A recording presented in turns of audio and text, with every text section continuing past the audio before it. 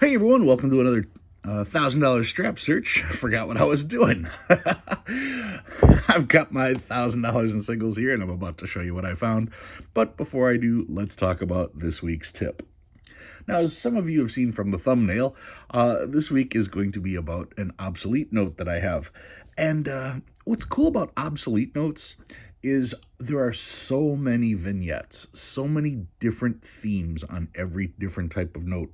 It's virtually impossible to collect every single type of obsolete note, but you can focus on particular vignettes. Some people like horses, some people like trains, some people like buildings, some people like money, their coins. There's so many different elements that you can find in these vignettes. So, to enter the world of obsoletes, the first thing you're going to need, of course, is a price guide so you don't get ripped off. But secondly, you want to have some idea of focus as to where you're going. All right. Anyway, let's take a look at what I've got this week. I am continuing on my Las Vegas notes. This would be number 2 in the Vegas note series. I brought back 5,000 singles from Vegas. These are from more of the higher end places, so I didn't expect a whole lot of finds.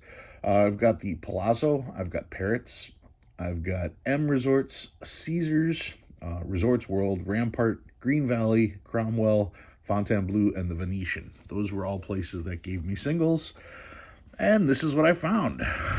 Actually, I was surprised by the number, but you'll see. Starting off this way, I did a video about a note just like this. This is not an ink smear. That is from a bingo dauber. And I got this at Caesar's Palace, which doesn't even have bingo. So I thought that was interesting. I recently showed where someone sold one of these on eBay for $5. So apparently I should put this on eBay for $5 because that's what eBay says they sell for. So if you listen to people, should I mention names who like to go on eBay and look at sold prices to determine value? Apparently this is worth $5 because I can find sold listings for $5 for this. And if you don't believe that story, I would quickly unsubscribe to the people that are telling you to go on eBay and use that as your price guide. All right. Let's see. Found some trinaries. 2s, 7s, and 9s on this one. This is 0s, 4s, and 5s. No value on trinaries, of course. This is 0s, 6s, and 7s. I collect these just trying to pair notes. Here's quad 1s. Once again, quads I also collect hoping to pair notes. Quad 1s again. Quad 4s. And I think I caught a run of brand new notes because here's quad 4s again and again. You can see 4-2, 4-3. And nope, 4-5. I did not get the 4-4 note. Somebody pulled that one. 4-6, 4-7, and 4-9. So 4-8 was also missing in that string. Here's quad 8s, quad 9s, and some star notes. Always check to see if your stars are filled. Some people would say that's partially filled. No, that's like being partially pregnant. It's either it's filled or it's not. You cannot have a partially filled note. If it is partially filled, that means it's not filled, so it's not worth anything. Easy way to put it. 2017A, another 2017A, 2017, another 2017, another 2017, 2013, and then some older notes. I pull all notes that are 20 years older, 20 years or older. This is a 2003A, 2001, which they don't make a whole lot of. Another 2001, 1999, another 99, 1995, not a web note, another 95, another 95, 1988A, still not a web note, and the oldest note I found, this one's pretty rough, this is from 1985. So those were my finds this week. So what did I pull out? Well, I did hint that I have some obsolete currency. And what I'm going to show you first of all is a rather famous note. I've done numerous videos on this. This is my New Orleans, Louisiana, Citizens Bank of Louisiana $10 note. This one is the famous Dick's note. This note here was from the Citizens Bank of Louisiana, and traders used to come down the Mississippi on barges, and they wanted to exchange everything on their boat and come back with a bunch of money that they knew had value. And the Citizens Bank was a bank that everybody knew had value, so they could bring home this money, and everybody knew it was worth something. The thing is the Citizens Bank wrote this. They wrote the back of the note in French, and 10 in French is DIX. So this note here got a lovely nickname. They called these note Dixies. And of course, where do you go to get Dixies? Well, you have to go down to Dixieland to find Dixies. So that's the story behind this note. And I've told that story many, many times. This is not the note that I wanted to pull out. What I wanted to pull out has to do with this, though, because we're going to start here. Here is the Obsolete Paper Money Guide with Prices, featuring by Don Kelly. And if you look right on the cover, there's that Dix note.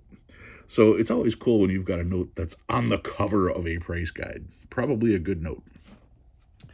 The thing is I was doing some searching on eBay just to see what I could find.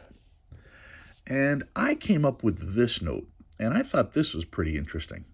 The first thing I noticed is that the color is kind of unusual.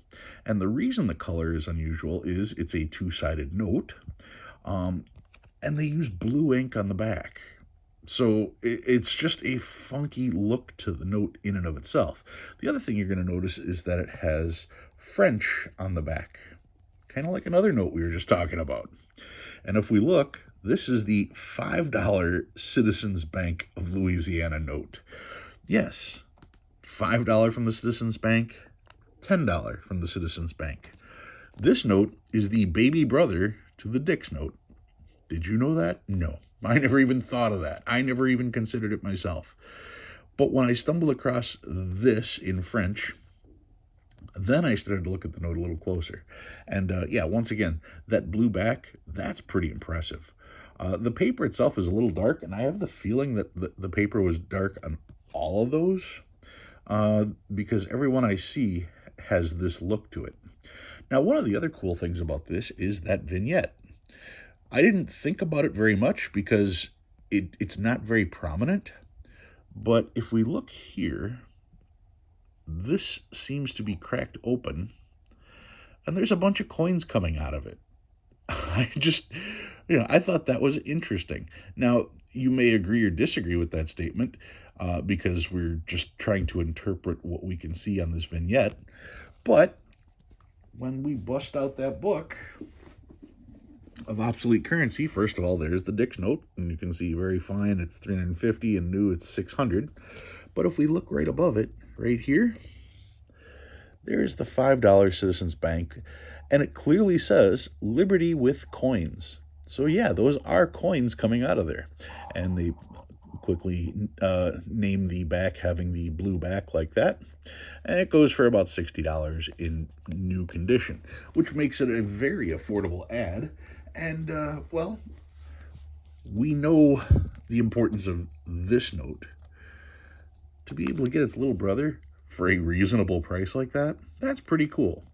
And if you also happen to be a person who likes to collect coins on paper money, well, there they are. Those are most certainly coins. Liberty with the coins. That's what it says on there. Once again, looking at that blue back, I know that Ontario 100 collects notes that have coins, and I know that Dan from Polar Currency collects notes with blue backs. He likes the blue ink. So I guess both of these guys should be going after this note now that I've put it out into prominence. Hopefully they don't drive up the price on each other for the Citizens Bank $5 obsolete. So that's what I've got for you guys this week. If you learned anything new, go ahead and hit that like button. If you like what you see and you want to see more, please subscribe. Love reading all your comments.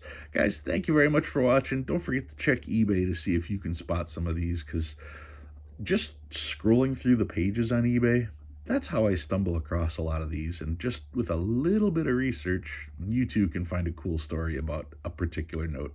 All right, guys, thanks for watching. I'll see you next time.